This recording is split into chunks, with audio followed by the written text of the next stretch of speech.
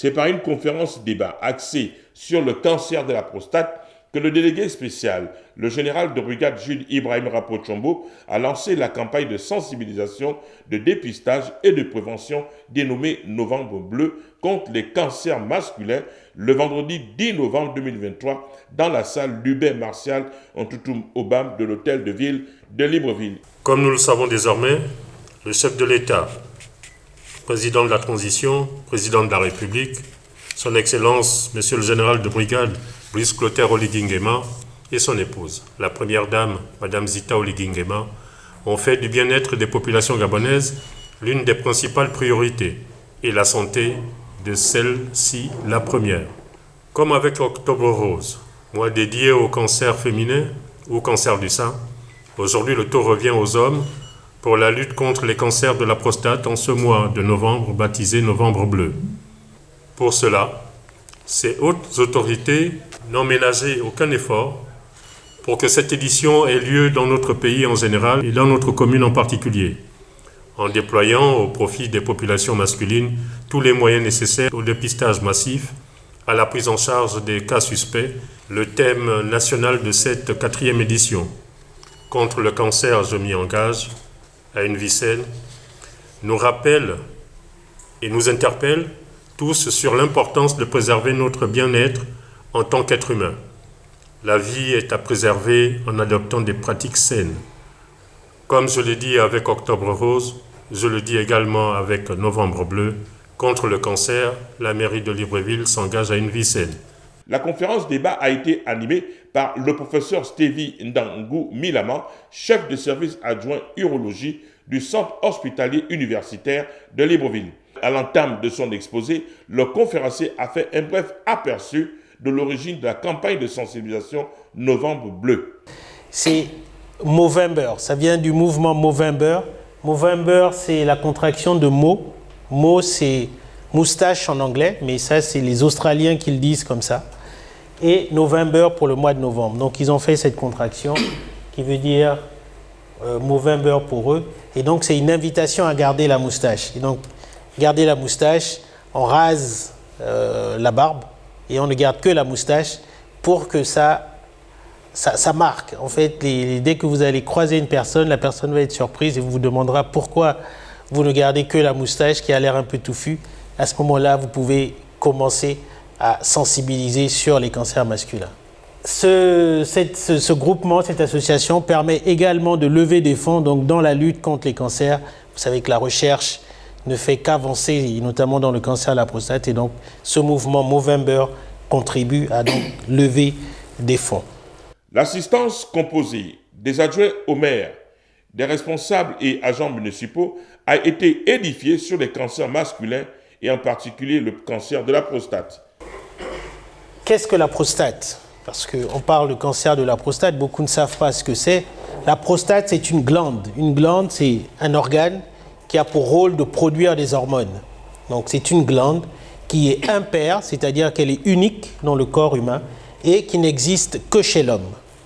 Donc sur ce schéma, vous voyez que la prostate se trouve en dessous de la vessie. Ici, c'est la vessie. Et vous avez la prostate qui est en dessous. Et le canal par lequel on urine, à savoir l'urètre, passe à l'intérieur de la prostate. Donc vous imaginez bien que lorsque la prostate augmente de volume, elle peut avoir tendance à comprimer, à serrer ce canal, et donc l'homme aura du mal à uriner. Il va faire des efforts de poussée, il va uriner un peu plus souvent, nous verrons ces signes, mais c'est du fait de l'anatomie même, de la position anatomique de la prostate. C'est un organe qui est assez profond parce que ici c'est l'os du pubis, donc au niveau du petit bassin, vous sentez très bien cet os qui est sous la peau et donc au-dessus de la verge. Et la prostate se trouve en avant du rectum, d'où l'examen qui fait fuir beaucoup d'hommes, le toucher rectal. Parce que grâce au toucher rectal, on peut sentir une partie de la prostate. Là, nous parlons de la prostate, mais les cancers masculins vont intéresser donc la prostate, les testicules, il y a ce qu'on appelle les vésicules séminales, mais ça c'est encore plus rare, et la verge. C'est une multiplication anarchique des cellules prostatiques. Elles vont deviennent donc tumorales, qui vont envahir les organes voisins, la vessie par proximité et à distance les os, le foie. Donc vous voyez sur cette image, c'est une cellule qui va se mettre à se multiplier de manière indéfinie sans plus respecter les normes, à savoir les limites de la prostate. Elle se multiplie jusqu'à envahir la vessie, envahir les vésicules séminales et ensuite envahir le reste de l'organisme. Et là, on parle de métastase. Des échanges fructueux ont permis de lever les tabous et surtout de poser plusieurs questions comme celles liées aux facteurs environnementaux et socioculturels. Nous, les Noirs, les Africains, faisons plus de cancers de la prostate que les autres ethnies, à savoir les Occidentaux, entre guillemets la race blanche, qui n'est pas le mot approprié, vous me direz, et ceux qui le font le moins, c'est les Asiatiques. Mais le noir est la personne qui fait le plus de cancers dans le monde, de cancers de prostate. Nous avons également des facteurs environnementaux, et donc les facteurs environnementaux, c'est tout ce qu'on mange, tout ce qu'on respire, qui participe aussi à l'apparition des cancers.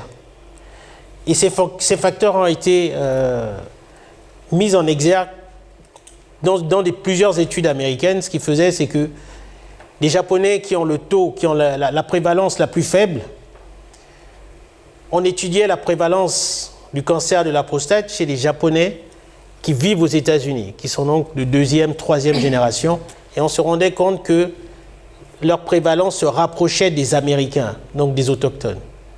Tandis que les Japonais qui étaient restés au Japon avaient une prévalence beaucoup plus faible que ceux qui étaient issus de l'immigration, donc qui vivent maintenant aux États-Unis.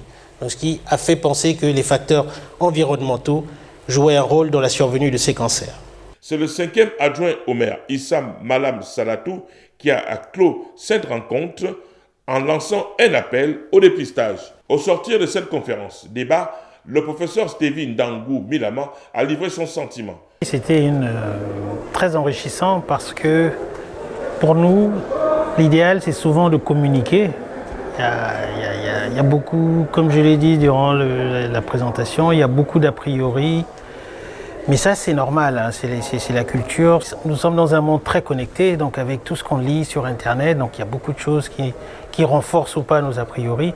Donc moi je trouve toujours très intéressant de pouvoir communiquer avec des personnes, des personnels et de sortir un peu de l'hôpital parce qu'à l'hôpital, beaucoup de personnes ont peur de venir à l'hôpital, ou pas peur mais n'osent pas ou ne viennent pas à l'hôpital. Donc de pouvoir sortir de l'hôpital permet aux gens aussi d'être un peu plus libres, un peu plus facile pour communiquer. Donc j'ai beaucoup aimé, c'était très enrichissant, les questions étaient très pertinentes et très pointues, donc vraiment je ne regrette pas d'avoir fait ce déplacement-là. C'est par une dégustation de fruits au hall de l'hôtel de ville, organisée par la directrice générale de la santé à la mairie de Libreville, Jessica Katiuna Mengue et la Ekoga, que les participants à cette rencontre se sont séparés.